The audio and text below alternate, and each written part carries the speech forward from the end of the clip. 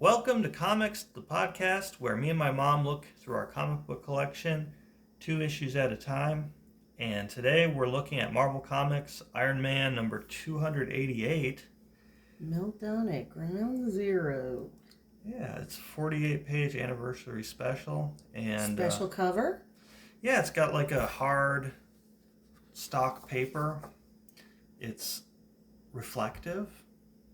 This is cool. When James Rhodes was Iron Man in this issue, so he's got like the gray, silver gray kind of War Machine armor, as you can see here. Oh, cool. I always liked that as a kid. I think I preferred the classic red and gold now. Yeah. It's weird. This is really, I like this comic because it really reminds me of what comics were like when I was growing up, because I think this one is from 1993. Let's see, 93, yeah. So I was like 6. And it reminds me, his armor reminds me of like stealth bombers. Yeah. I remember growing up as a kid, you'd see images of those, like, I don't know if they're B-52s or whatever, but those big black Batwing shaped bombers. And you'd be like, that's cool. Then you get older and you're like, oh, they just use those to kill people. It's not that cool. But you know what I mean? Yeah. I think it's, I don't mean to get on my soapbox, but it reminded me of like the way they talk about sanctioning people, and like we have, like it reminds me of like the UN style conflict resolution of the 90s. Like now that I'm older, that I've learned about that time period more, about what was going on. Anyway, another thing that makes me nostalgic is the Hook video game. Do you remember seeing that movie with Robin Williams? Yeah, absolutely. I think we saw it in the theater. Yeah, we did. You know, it's funny because this book is from the 90s, and I was more like reading my comics, and most of my comic reading was in the 70s. Mm-hmm. And then in the 80s going to college, and then you were born in 87, but I still wasn't home. And that's where my mom continued collecting comics after my sister and I went to college. That must be where a lot of the 80s ones come from. Absolutely where they came from. And whenever family members would have old comics and stuff, she would, adopt whatever they had. Yeah, because Aunt Sally read comics too, I think, right? Aunt Sally, they owned a store, and I'm nowhere near her age, and I feel like sometimes I can't remember names of the characters or the villain when we're talking about stuff. It's like, oh, I have all these brain farts, and Aunt Sally, she passed away a couple years ago, but up until the very end, she asked me, do you still have the Silver Surfer special cover I gave you? And, oh, really? Yeah. And I've she still got that upstairs. Immediately went into the story. It was like, I do not remember the story in that really? book. Yeah. She could still remember and it. She and my mom could talk comic books for hours. It's funny to me that I stumble over remembering this stuff. And like the Rhodes period of Iron Man, I'm really not that familiar with it, which is funny because it's the one that you're most familiar with from your childhood. And I just remember, I think when I stopped reading Iron Man monthly, he was an alcoholic, and they were just resolving that kind of issue. So Rhodes was helping out, when he was too drunk and that kind of stuff. So yeah, this is interesting to me to learn and to get back into a character or a book and learn all this new stuff. It's cool. Well, I guarantee I bought this one just because it was shiny. If it was 1993, that was probably the thing I was most concerned about, is how shiny it was. Because I remember we would go to, I'm willing to bet this came from Taurus Comics. I bet, yep. And I remember that was such shop. A treat to go there every time we would go. We would go there a lot, I think, with Al too. Yeah. And we'd have you'd say we have a certain budget, okay, you can get this many comics or something. and it was always such a painstaking decision because Yes. we'd like narrow it down, grabbing stuff off the shelf, and like, okay, we can get this, and yeah, it was really a fun place to go. But I think this is also a good issue because it shows like the trends of comic books at the time, where everything was being seen as like possible collectibles. So, I think the publishers were trying to encourage them to be seen as an investment or something, not just entertainment.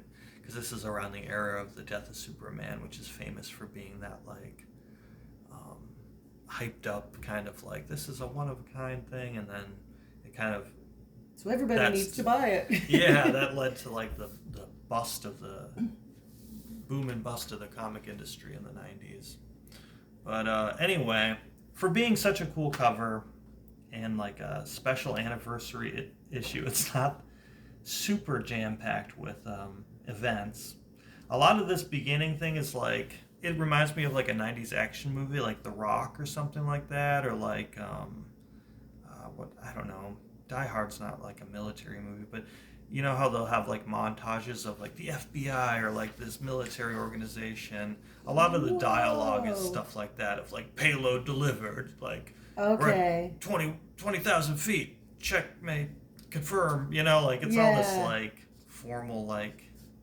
Yeah, you would think that this is the bad. He's kind of the bad guy, but this is like the Iron Man type of fighter that's dispatched by the government to deal with something. So this is a great splash page, I will say. Mm-hmm. And this robot suit is so 90s.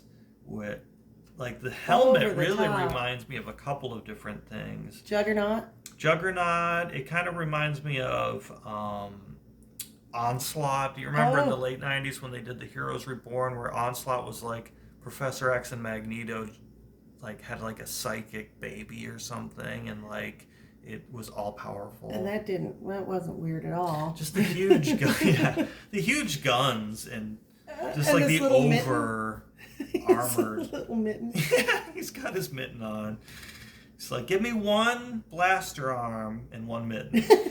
You got to customize it and put 5 missiles on my back. Make sure they're symmetrical. I want the big missile in the middle. Don't make me look goofy. 6-pack. Yeah. I want it to look like I work out. Give it nipples, though. Remind everyone I'm a mammal. And then we go to a news broadcast. This journalist is trying to figure out what's going on. What is the big robot guy responding to? What is the government trying to contain? It's at Stark Enterprises, the Atom Smasher, who call him a terrorist. This is like in the dawn of the Age of Terror or something. They gotta, instead of just calling him a supervillain like you would, I feel like in earlier comics, this is more contemporary. Anything like post-80s. Anyway, look at that mullet on that guy. Wow. These military goons are like, you gotta get out of here. I'm just following orders. She's like, what about the freedom of the press? He's like, I don't care for it. Oh, I remember we had, I think maybe it was for our Sega or the PlayStation, they would make these third-party controllers. They weren't manufactured by the game system, but they would work with them, but they'd also have extra functions like repeating mode, or like super fast. You could hold a button and it would just go like you're tapping it really fast. And submarine control. Yeah. No need to push. It's like it's so hard to play video games. You got to make it even easier. Can't push a button. I love the colors in this. Oh yeah, that's nice. Bolton. It's weird to have the little editorial page so soon in the comic. I'm used to seeing that later on. For some reason. Yeah. That's a cool landing. That is. The color's really cool, how it's all washed out and bright there. Yeah. So anyway, he's working with the military there. He's like, we got to take the Atom Smasher down. He's taken this whole facility under his control. And he's like, maybe I'll teach Stark to leave things to the professional. He's trying to show up Iron Man. Which is weird, because so I guess I didn't talk about this. Even though Rhodey is Iron Man right now, it's not because of Tony's alcoholism. It's because he died and he's like cryogenically frozen in this time period. He had some kind of techno-organic virus, which is a specific phrase that I think they even used in X-Men around this time. If you remember the character Cable, who also has really big guns and is like a cyborg. He has a techno-organic virus. I think it's the legacy virus or something that is slowly killing him. It was all the rage at this time, is to have a techno-organic Interesting virus. thought, though. Tony died, so maybe in the cinema universe they could bring him back.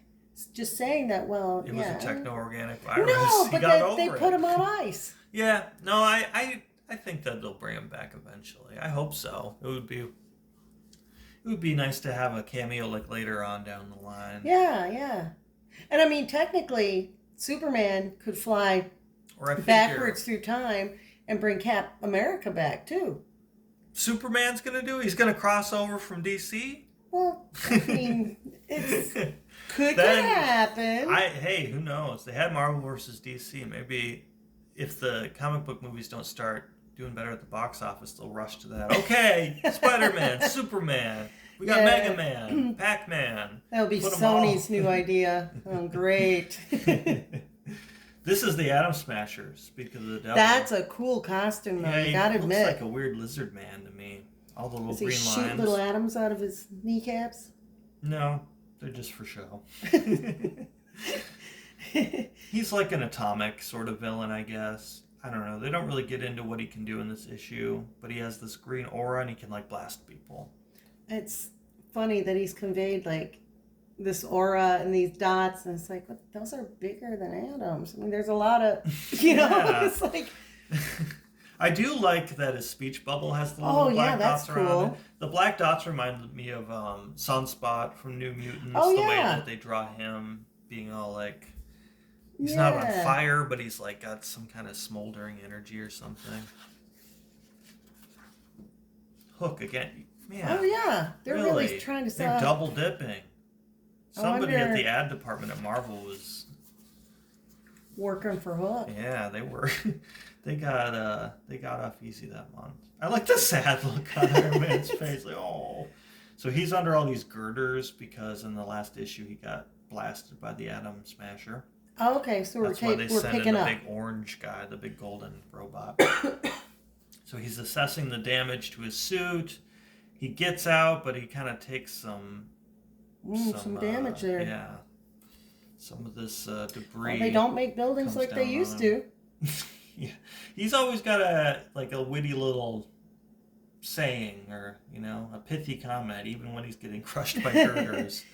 He's got to point something out. He's in part of this complex he didn't even realize was there. He's like, this must be some kind of sub-basement.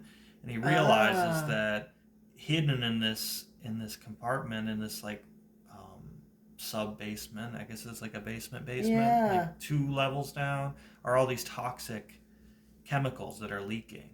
And his suit can assess, like, okay, you can be here for 91 minutes and 5 seconds. Jeez. Any longer than that, then it'll probably harm you. So it doesn't really make it that urgent. But I like that his suit is set up to do that. Well, I mean, in the movies, it does. It talks to him. And let me know how much toxic radiation I can handle. It might be relevant. You had tacos, so... 91 minutes it is. Can't turn the page here. So we go back to the Atom Smasher and this big gold jerk. I don't know that they even give him a name. I think he's it's not Justin Hammer, but Stain. I think he's like the rival industrialist. Stain Enterprises. How can you be a good guy if your name's Stain? Yeah, exactly. Exactly. Ugh. You think that, I have to say, I do like these panels, like the perspective of them, but it doesn't do much for the action. Just be like, I'm launching a thing, and then I'm flying. They're not actually making contact with each other on the panels, so it's kind of makes it abstract. I think the panels that are like triangular or that branch off, jut off into another one, kind of that visual impact, plays along with the fight. And these are just so panel to panel. Yeah, it's weird for an action sequence to have so much parallel. Yeah. So much But symmetry. it could be because, this big, doofus here, it's a kind of a predictable fight. It could be one way of portraying that, or That's just a good kind of, point. okay, this is kind of the boring fight, and then they're at kind of like a standstill or something. Or maybe it's just trying to have like a widescreen, like an action movie kind of. Yeah, that aesthetic. too. Yeah. I remember playing the Spider-Man game. It's like Spider-Man and the X-Men. Oh yeah, I remember that. I think I used to rent it from Mr. Movies or something. This dude's Electro's mask, I know. It's ridiculous. I'm glad I don't have to wear that one. This guy's hair. I know, that's not a good look for Dr. Octopus. The Not bowl cut. at all. Whoever looked good in a bowl cut? I know. My mom did that to me in Talk kindergarten. about a bowl cut. Look at Mysterio. He's got the fishbowl cut. He's got...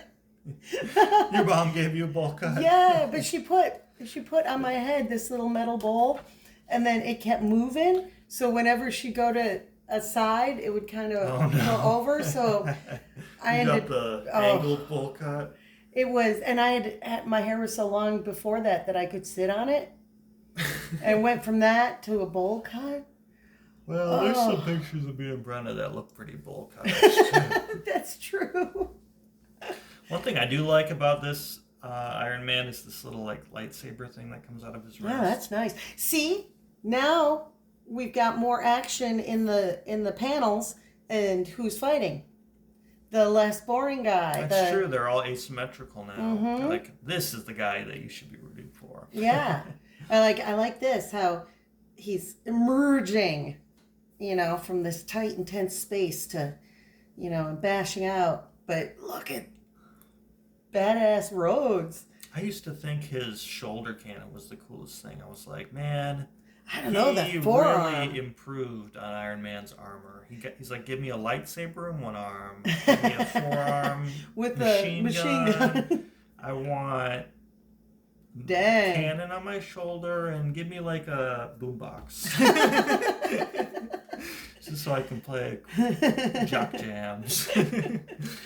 Yeah, those are some nice panels, though. That's a nice looking fight. It's just everything the green is and black more coloring too is really cool. And every panel is just more vibrant and more in your face.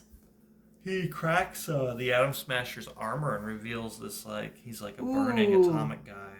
I feel like I've seen this color scheme before to convey like radioactivity. Mm-hmm. I feel like maybe there's a Superman villain that has a similar look to him, but I'm not up on my Superman villains. Red is, that's the ultimate danger color. Yeah, you might just say, like, how else are they going to convey that? It's not that unique, but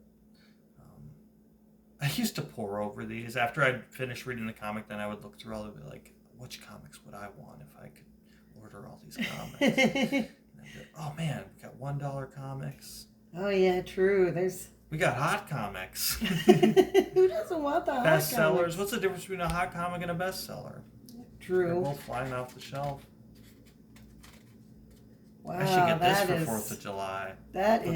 Put that on a flag. Something else. Wow.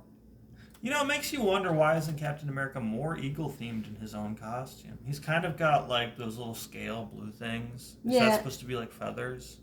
It's not like eagles are blue. I kind of thought that it was...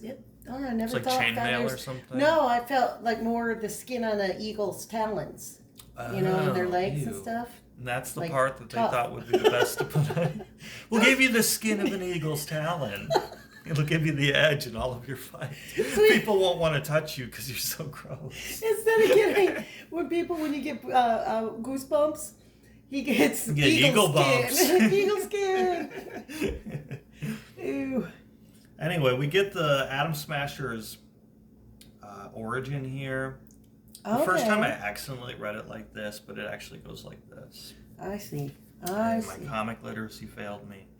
It makes sense now, because the color scheme guides you kind of. Oh, absolutely. So he's like, I was just a guy that liked to go to work and then watch TV. But then I stumbled across all that toxic waste that you found in the sub-basement. And I said to my boss, I'm going to tell everybody about it. And they said, we'll clean it up. And by clean it up, I mean shoot at you. He said bullets are more cost-effective than cleaning it up. So they put his shot up body in a toxic Okay, waste quick canister. question. He liked watching TV. He's never seen a show where He's the never watched boss. Captain Planet? Yeah, or the boss guys are the bad guys. Yeah, exactly. Oh, I'll take this issue to the big guy. What was he watching? Yeah, Sesame Street. He's like, I just watch Friends. Will they or won't they? He's like, I really just like this relationship They were on a yeah. Yeah, no, it does seem like such like a cliche like media thing that even if he said there'd been some stories in the news, so like he was aware. He even says he was aware of like the phenomena of toxic waste and unethical companies, and he thought the best way to go about it to be a whistleblower is to blow the whistle directly at the person who would probably just kill you. Oh, well, who's doing it? I mean, Yeah. Wow. Anyway, what happens though if you die near toxic waste? It bursts and gives you powers. So he becomes the Atom Smasher, and he's like, well, I've got to get revenge. So they make him sympathetic, you know. He's never watched Toxic Avenger? Exactly. That was from like what, the 80s? Yes. It's kind of a cult thing though. He just watches the news, a And little bit of Friends. Then he goes to bed. Well, got a early shift at the toxic waste factory. Wow. But anyway, Iron Man hears this and he says, "You know what? What if Stark does something about this? Stark Industries will release press releases that expose the abuses of at this factory and any other sites that are doing stuff like this." He talks them out of blowing everybody up or wrecking everything, which is a cool way to do it, you know? Yeah. Instead of just having beat each other up. And then that's why this Oh boy. he's gonna sanction the terrorist. He has an official mandate. That's what I mean by the language. Yeah. It's very like, I don't know if they're trying to parody like the language you hear in the news about like Wow. military things, you know what I mean? Mm-hmm. But it's weird to see it show up in like a kid's comic His nipples book. shoot.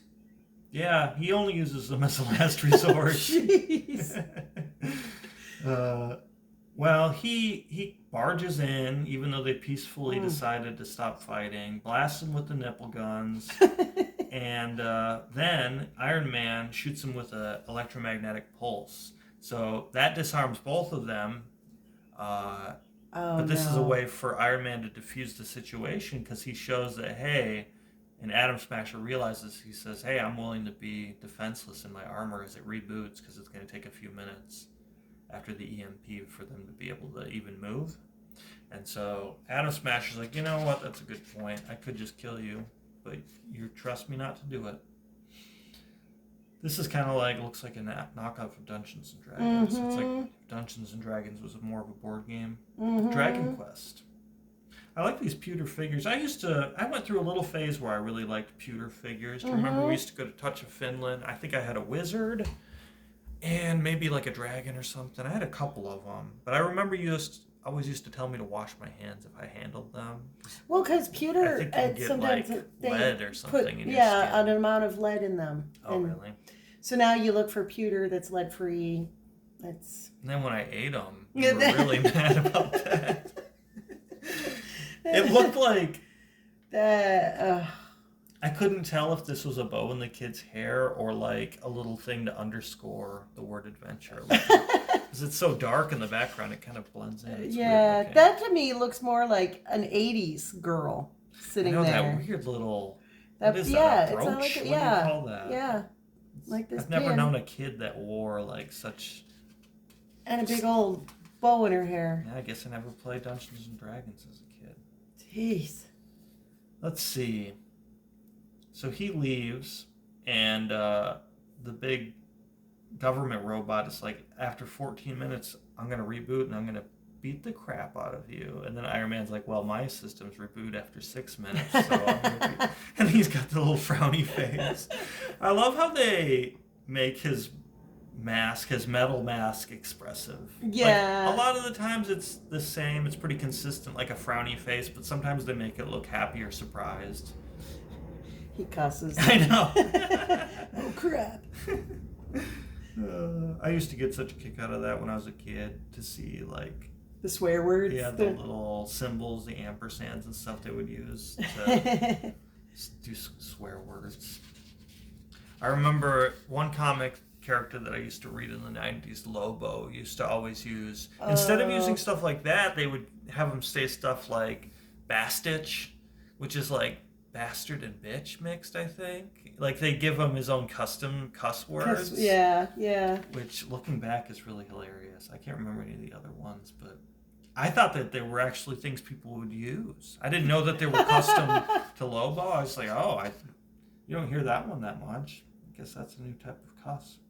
So, anyway, we cut to this woman who snuck into Rhodey's apartment to plant this document. And she reports back and said to this fellow who's saying James Rhodes is gonna be framed for the murder of Tony Stark. Oh. I think this might have been Tony's girlfriend before he died. I'm not sure from the context. I'm not sure about that. Oh. We go to a board meeting where Rhodey is like, we need to, all that toxic waste, I don't want it anymore. And the guys are like, it's gonna be so much money to clean all this stuff. He's like, I don't care. I told the Atom Smasher we'd do something about it. That guy's salty. He says, what a bastich. She's Lobo? Like, did you just make that up? No, I read it in Lobo. So, anyway, here we go. Rhodey is taking a call from his secretary. She's like, oh, Mr. Stark is here. Wait a minute. He usually doesn't blow up the door.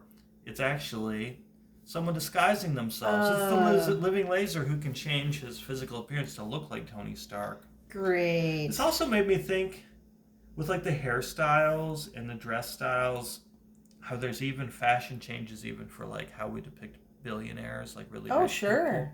You think like they have their own, this is what a billionaire looks like in the 90s, or this is what a billionaire looks like in the 2020s. You know what I mean? Like pop culture likes to depict them a certain way. That tie pattern, it's crazy. But anyway, this is a to be continued. I'm sure. I don't think the living laser is gonna stand much of a chance. I do like that he says, would you like original recipe or extra crispy? Seriously? KFC joke. Wow. He seems too similar to the Atom Smasher. Right. They're just like energy-based villains that blast people. I guess he can disguise himself. Probably because lasers are optical, so they're like, oh, I can bend the light to look like Tony Stark or something. Oh, good point. The little epilogue, though, is these researchers for Stark Enterprises are catching us up to date about the techno-organic parasite. It's not a virus, it's a parasite, I stand corrected. But it ate through Tony Stark's nervous system, and they're like, that's why we designed this thing that'll fix it. They don't really go into details, but she's like, I don't know, you dragged me into this, I'm skeptical, but I'm going to do it. This reminded me of like a movie too, of like the science scenes in like Jurassic Park or like RoboCop or something like that. Where it's just like trying to, like this thing that just happened, to give you information. It's risky, but we're gonna do, like. Oh yeah. And then there's always one skeptical person, and anyway. We can't possibly. Yeah.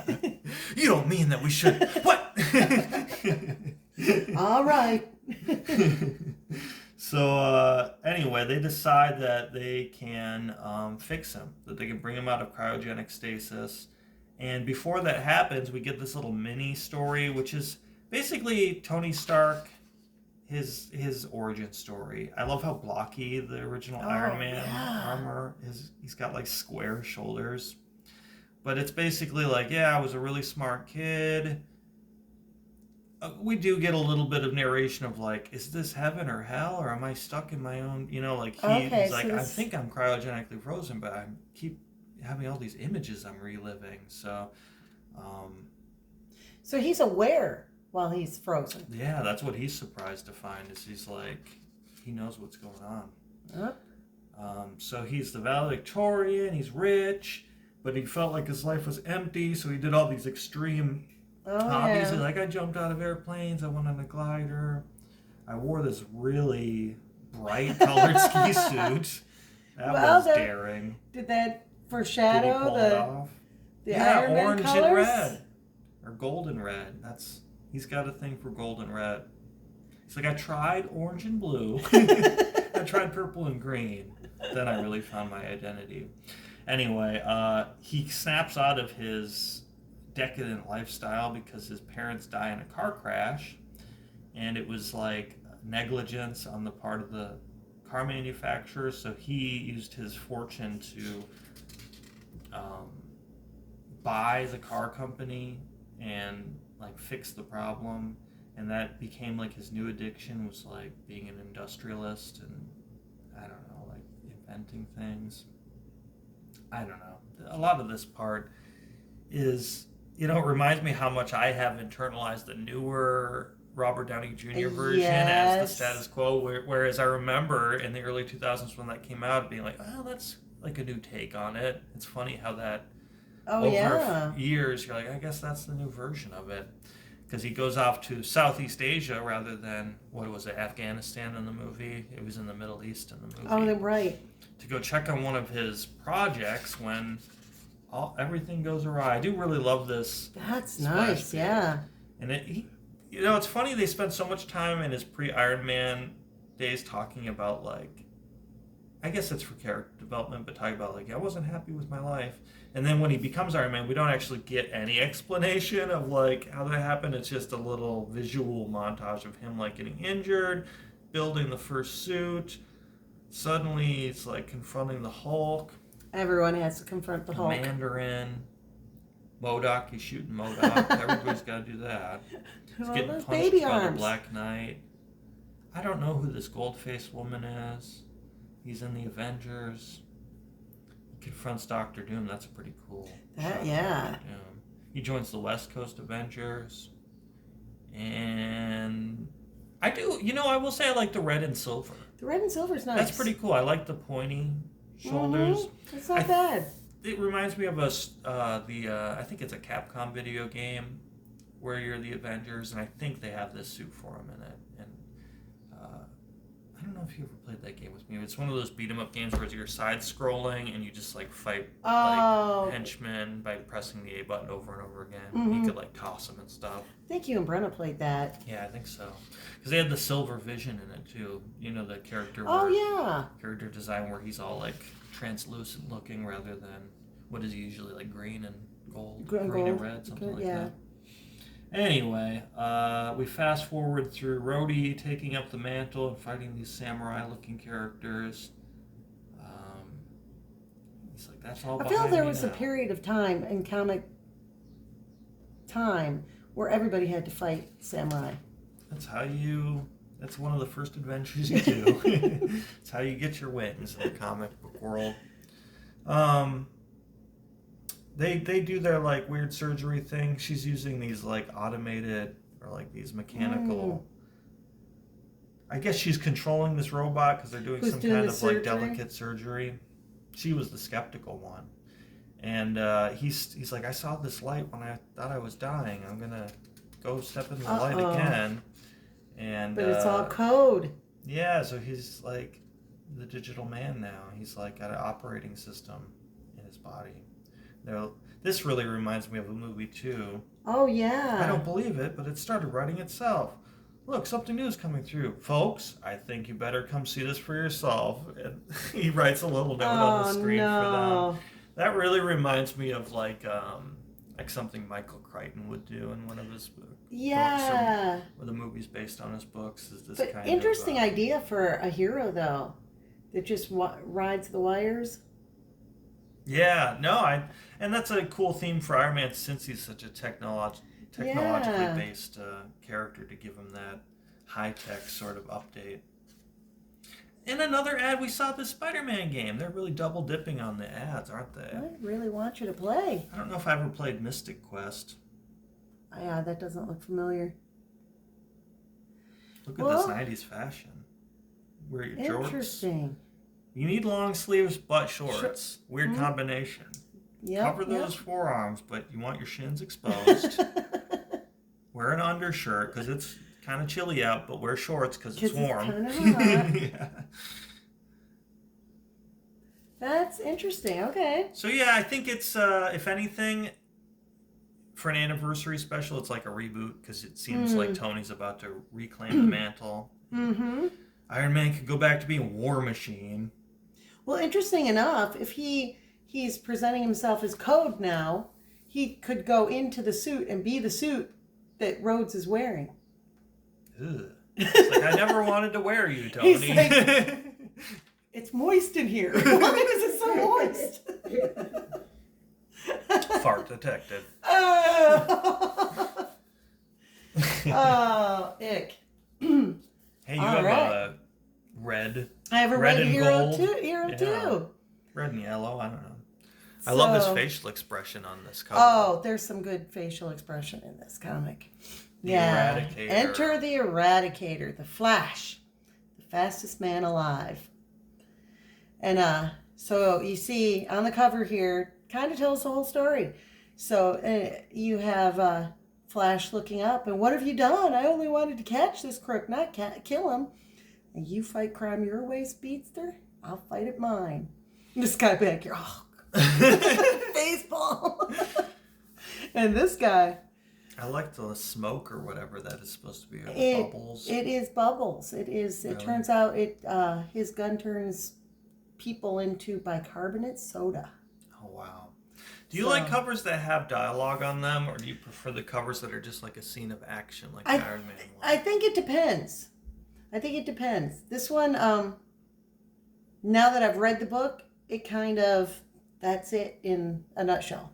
I know, that's what I was going to say, is for the ones that have dialogue, it seems that's the trend I notice, is so many of them want to present like, here's like the high point of the action of where things seem like they're not going to turn out okay for our hero. And they try to like give us a really tight synopsis of the situation by pointing out exactly what's going on in the moment, which is a little clunky. Yeah. Like, you're about to shoot me? No, don't do it. And the guy's like, I gotta do it. Yeah, it's interesting, but there's a lot more that goes on. I have to give it credit. There is more that goes on to the story, but this is the main conflict, is that he reaches a point where, he just wants justice and to catch the crooks and put them in jail. So the Eradicator is a hero. Eradicator is... He's just like a more vigilante, plays by his own rules. Mm-hmm, and he's just like, See, the Eradicator sounds like a bad guy name. Yeah, exactly. It's too harsh for a hero. But, he's kind of like, well, is this really justice when you put them in and they get right back out? He's like, we just got to get rid of the problem. Dang. Rid of, it's quotes. You're saying we should turn everyone into bicarbonate bubbles? And do a lot of baking. Great big British Bake Off. Frogger. There's a good video game. Look at how far video games have come from the Spider-Man, X-Men, and Hook to look at how realistic these graphics are. And why do they portray the truck like that? It's a little racist. Oh yeah, he is. That's it almost looks like a caricature of Anyway, or are they eyebrows and those are his eyes? Under his teeth? Well, I mean, he's a truck. They have their own anatomy. Yeah, I suppose. It's almost like the mirrors are his ears. Yeah, I kind of because of this little square that looks like a pupil. Right. It looks like they're suggesting that are those supposed to be windshield wipers? Yeah, that's the windshield wipers. That's goofy. And this derpy little expression on the turtle's face. He's the deadliest foe of all. I like turtles. Okay, so we open. I find this to be a little ironic, a little funny, is that in this little panel at the top, you get the encapsulated form of his origin story. It's like a bolt of lightning shattered a cabinet of chemicals, changing police scientist Barry Allen into the fastest man alive, the Flash. Hey, they need to tell it fast. That's it. It fits his theme. Yeah, which is kind of nice. So we open in this penthouse apartment, and a drug deal's going down. We've got the crime lord here who has a panther. Everyone needs a panther. This was 1982, so, panther chic. And so they're talking about, raising the prices on drugs because people will pay it. And then he's getting ready to leave and count his money. And they hear a knock on the door and like, you expecting company? No, I told my security guards we were not to be disturbed. Their eyes are funky looking. It's very, almost like a movie in a way, almost drawn... yeah. They're very, almost stylized. They're doing so many crow's feet, both of them. It makes them... Oh, it portrays they're all it. squinty. Yeah, they've been in it for a while. So the door opens, and who the blazes is that? It's another bucket-headed... I bet it's the Eradicator. With a face like that? It's got to be the Eradicator. It's that turtle. He goes, look upon that's a the cool Eradicator. Page. That's a really cool page. Panther's He's like, what the heck? I'm out of here. So he shoots. He goes, for I am the, what does he see? For I am the last sight you two vermin will see in your passage to the fiery depths of hell. The Panther's like, I'm out of here. At him. I know. At first I thought that was going to be what it was bubbles and maybe acidy bubbles or something. And he leaves and the Panther's left to look over the remains. And then we cut to another story, knock on the door, and come in, the door's open, and make yourself at home. I'll be out in a jiff. I love how the apartment complex is called Utopia Towers, and it sounds so grand, and their sign is like a white plain thing just like leaning on the side of a pillar. Utopia Towers. It's kind of a chintzy looking sign. So we're at the apartment of Fiona, and she goes, come on in, thinking that it was the man she was expecting, and it turns out to be Barry, who wears the tightest turtleneck I've ever seen. I was going to say, is he not wearing a shirt, but then I saw it has like a cuff. Yeah. And I know that we've wondered in the past about how he can get into his costume so fast, because his clothes are so dang tight. It's just, he must wear like fabrics that are wick away moisture or something, because that's the tightest turtleneck I've ever seen. Otherwise, if he ran by, he'd get splashed with his sweat. Oh, ick. And so she comes out, oh, Barry, it's you. I thought it was Senator Phillips. And this is Fiona, who is Barry, his love interest.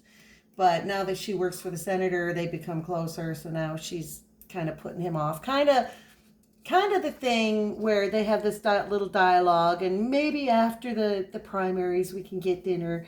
And then the senator, cheesy looking, that's total 80s hair. Senator shows up and they placate Barry, and she's like, oh, be a love and lock up for me, will you? And of course he's like, yeah, sure. And then he gets a call, and his friend is like, hey, Barry, they want you down at the office. And then he tells his friend, hey, well, can you lock up for me and stuff? And should I wear my skin-tight turtleneck? Especially where... And so he's thinking, what is up with that? Look at the texture. It's like he's wearing a fishnet turtleneck. Yeah. Even here. That's weird. They have the cross-hatching. Yeah, it's odd. And he's like, well, it's a good thing I can go to work and get my mind off of he's like the Fiona goth. situation. He's going through his goth phase. It is. And his hair is so 80s in this too. He's like $6 million or 70s almost. $6 million. When was that show? I was an older teenager when that was on. I don't know. I've never seen that one. I just know of it.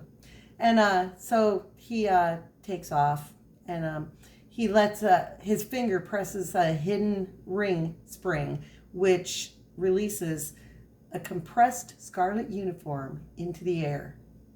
And then he puts it on. He runs into it. He runs into it, yeah. And so he's off and running. It's like those pajamas that have like a butt flap that jumps in through the butt flap. And he's so fast that he's running down the stairs of this apartment building and passes them before they even get in the car. Wow. And so, And then she's being a jerk. She's all nice to him. And then he goes, I think that Alan chap definitely has a thing for you. Well, that's his problem. Wouldn't you agree? She's a jerk. Barry's better off without her. Yeah. So then Central City's Lower East Side. And it shows these gang guys taking off after. Gang. Yes. Chasing this guy. And you see the Flash. He's approaching as these guys... bullies are chasing this guy. He goes, oh, I recognize those colors, the spoilers. I believe a street gang that specializes in terrorizing high school students. It's like, that's there's a gang just for that. That's the Who's weird. our target, boss? We're gonna rob a bank or no? Go down to the high school. So the Flash runs in, and can you imagine you're running full speed? The Flash comes up and puts his arms out, and you run into it. That would break your ribs. And he basically tells him, I'm going to be going through this neighborhood, and if I ever see you again, I'll make sure that you won't be able to walk away. If I ever catch you making shirts out of the Hulk's pants again. But he doesn't use them. And while he's dealing with those punks, we see this gun come into play. And this... character here is thinking, oh, now's my chance to get that Flash and deal with this guy for once and for all. He's saved by Captain Cold. Yep. Her gun is frozen by her brother, and so he's like, sorry, little sister, but I didn't spring you from the slammer just so you could give the Flash an open invitation to lock you up again. Her name is Lisa Snart. There's another last name. You can't be a good guy with your name Snart. No. Snart. Stain. No. So we flash back to the Flash, and he saves this kid, and then he's like, hey, I'll give you a ride home. And that immediately made me think of Batman hitching a ride with the Flash, because that's how it would look. You know? Carrying him like... And so then we cut back to the siblings, and they're talking about, how much they don't like the Flash. And she's like, yeah, you're right. He probably would have spun around and caught me anyway. And then we cut to the office. And I appreciate you coming down here so promptly, Barry. And so they're looking over the remains. And his boss is kind of creeped out by it and everything. And they think, because they don't have any identifiable remains, so they just had this stuff, the substance in the clothes. So they're talking about who they think it was. And he goes, Barry's like, well, Malloy, wasn't he reputed to be a major underworld drug dealer? Correct, my boy. And so he looks at it, and basically what this weapon does is mutates living cells so radically that they converted to a solution that resembles, believe it or not, bicarbonate of soda. This guy, dear Lord, that's just what I need for my stomach needs right now. And so while all this is going on, then we go to another location where this guy is sleeping, Mick Rory. And he was a local Central City glass factory worker. And then he became this criminal. He looks so similar to Captain Cold. He looks like Captain Cold's cousin or something. Mm-hmm. Captain Heat. How many of Flash's villains are people with guns that have a special thing they project? Yeah. Ice, bubbles. Good point. And he's dreaming of all these times where he had to fight the Flash, and it always turned out that he lost. And so he decided he wanted to turn over, a new leaf. Legit. So he was going to go legit. I'm going legit, but I'm still wearing flame pajamas. I'm not giving up that part of my personality. It's identity, personality. He looks like the puppet master from Marvel. He does, especially later. But so he does go clean, and he becomes friends with the Flash, and the Flash drops in on him, checks on him, kind of. Later, Barry talks about, how he basically became like a big brother to this guy to help him to become a better person. And so he's coming out of this dream, but he's like, oh, I must be still in a dream. It's snowing in my bed. And then he looks up, and here we go. And he smacks him. Yeah, because he used to run in their gang. And so they're there to basically warn them, like, you went clean. What do you think? And the Golden Glider. That's not very thematically consistent. She comes like, in Earth or something. Oh yeah. The elements, Well, I mean, she does water because her skates create a icy path. Oh, and you said that they're siblings, so I guess they both have ice-based powers. And she's saying, "Hey, one of my blades could take care of this guy for good," and he's like, "Not her, too. That's Golden Glider to you, lowlife." And so they're basically warning him because they don't want other bad guys to see that he made he came clean and that he's doing well. So they're like... Is she a glider because, someone's gliding over the ice? They don't give their origin story. Huh.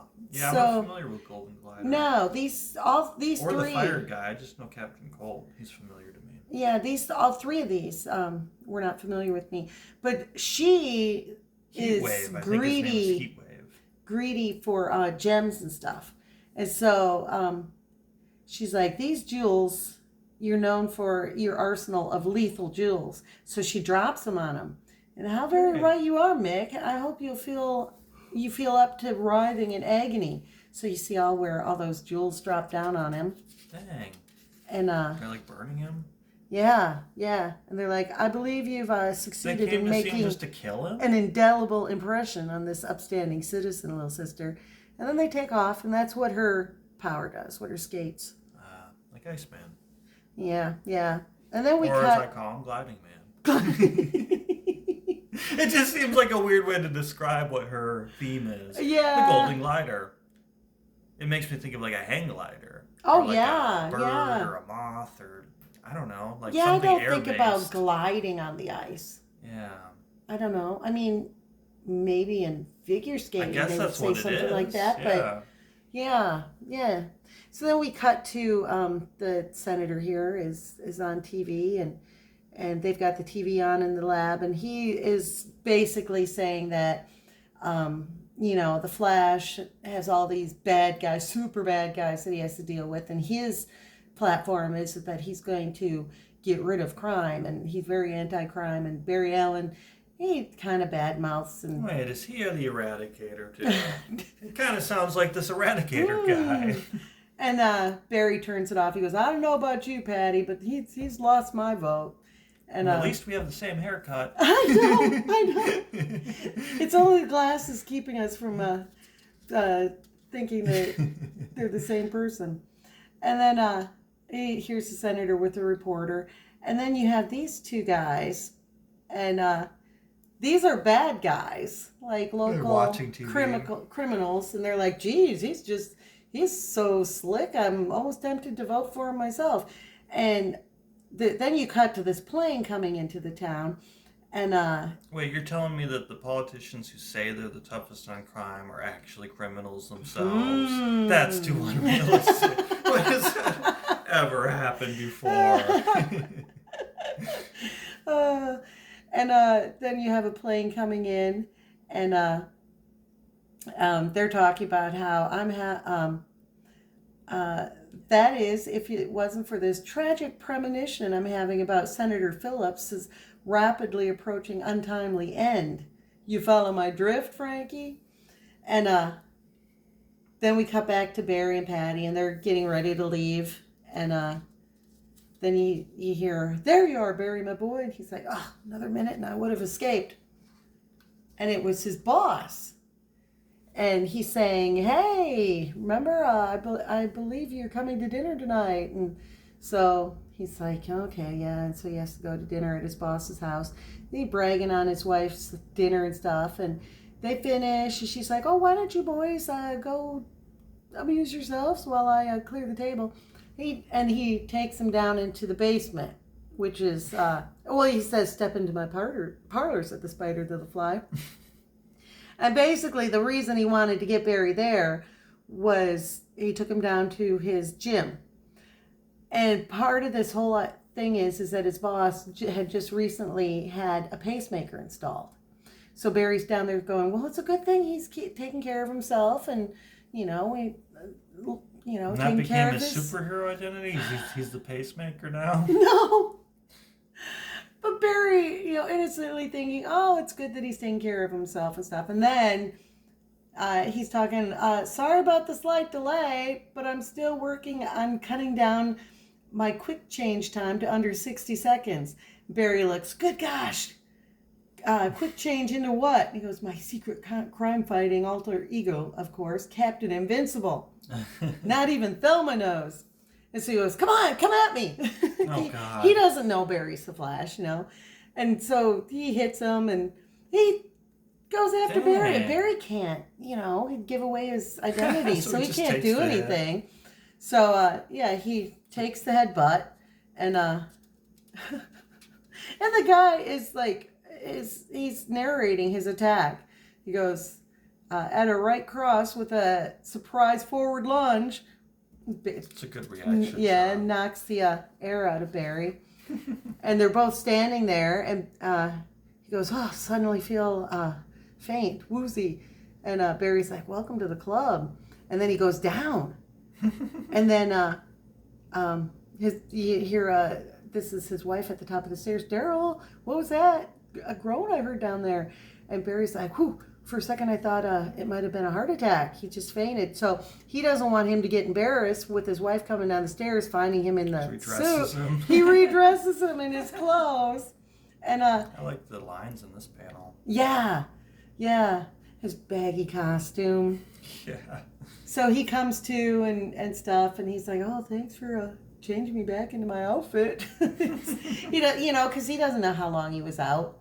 So anyway... That's the end of that story. And then we have this helicopter approaching Utopia Towers. Nicer sign. Hey, there we go. Nicer, bigger. We got cursive. Cursive writing. And they drop off Fiona. And she goes back into her place. And then you have Barry leaving.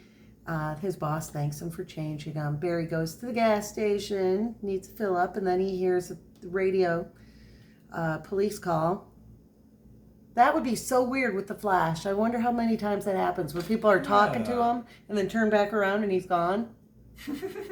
And so he takes off and he recognizes the address that they're talking about. And he goes, ever since Mick proved to me he was dead serious about going straight for good, I've made it my job to look out for him from time to time. Sort of like a big brother. Does he come back to get his car? And what does he tell the guy? Yeah. Oh, sorry, I had to go to the bathroom. And wouldn't you, if you'd fill it up and just sit there and wait? What would you do as the employee? Sit there hello? It's like he took the keys with him, too. And it's just stuck there. We got other customers, man. Oh, yeah. It's crazy. And then, so he takes off. And he gets up there. Oh, he's not dead. I thought. No, I know. He picks him up. And he goes, oh, thank you. Her gems were pinning me down. And it felt like they were burning through me, but it was an illusion. So they were hallucinatory. Oh, they're just torturing him. Yeah. So here he starts really looking like the puppet master. Ooh. And he goes, don't worry about me. I'm a big boy. And they were just here to, I'm still going to be good. Don't worry. He opens the door. And then a Captain Cold trap. All this ice shoots out. But, as you know, if you're reading a Flash comic, Barry goes into action and saves him. Because that definitely would have been deadly. All those ice. I like these lines. That's yes. Cool. It's cool that he can run down a building. Just perfectly run down. So he runs down and turns them into the the rescue people, and they go and... I like when his belt blends into his thing. That's cool. I didn't even notice that. Yeah. You think he'd be rough on carpet and concrete and stuff. Yeah. Stopping like that fast. So he's running to leave. I'd probably go back and get his car, and he's like, wait a minute. He goes, I thought I caught a glimpse of a silhouette outlined against the moon. This expression is ridiculous. Yeah, there's no separation in his teeth. And that's an odd... He's all squinty-eyed. And this woman is, it's the Flash, Harold. But what is he staring at? Why does he have just one big tooth? I know.